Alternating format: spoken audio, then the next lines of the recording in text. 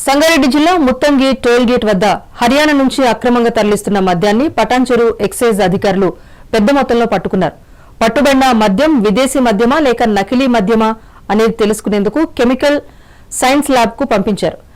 నవీన్ కుమార్, పట్లావత్ ఈచా నాయక్ బేదర్ నుంచి వస్తూ ఉండగా ఎక్సైజ్ అధికారులు తనిఖీ చేపట్టినట్టుగా deputy commissioner of prohibition and excise Harikishan తెలిపారు.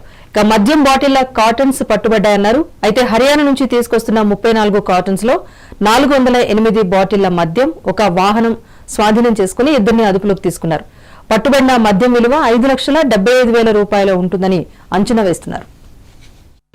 ఆ రూట్ వాచ్లో భాగంగా ఒక వెహికల్ మనకి అంటే బీదర్ హైవే మీద నుంచి మనకు లోపల రావడం జరిగింది.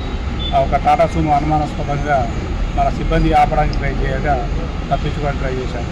ఇమీడియట్గా మా వాళ్ళు టాటా సుమోని అడ్డం పెట్టి ఆ వెహికల్ని ఆపడం జరిగింది. ఆపడం జరిగిన తర్వాత ఎస్యూవి 500 మహీంద్రాగా దాన్ని చూసుకొని దాన్ని ఆపడం జరిగిన తర్వాత ఆ వెహికల్లో ఏముందని చెక్ చేయగా అందులో ఇద్దరు పర్సన్స్, వాహనంలో 2 పర్సన్స్ ఉన్నారు.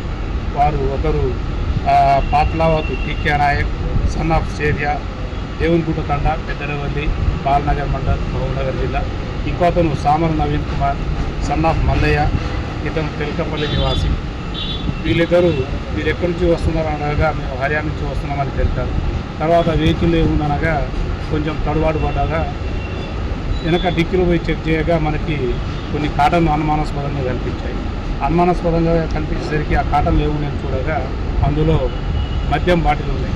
ఆ మద్యం బాటిల్ ఎలాంటి మనకు జనరల్గా ఏంటంటే మన తెలంగాణకు సంబంధించిన లిక్కర్ మీద మన పర్ సేల్ ఓన్లీ తెలంగాణ అని ఒకటి ఎంఆర్పీ రేటు ప్లస్ హాలోగ్రామ్తో సహా బాటిల్ మీద ఫిక్స్ అయి ఉంటాయి.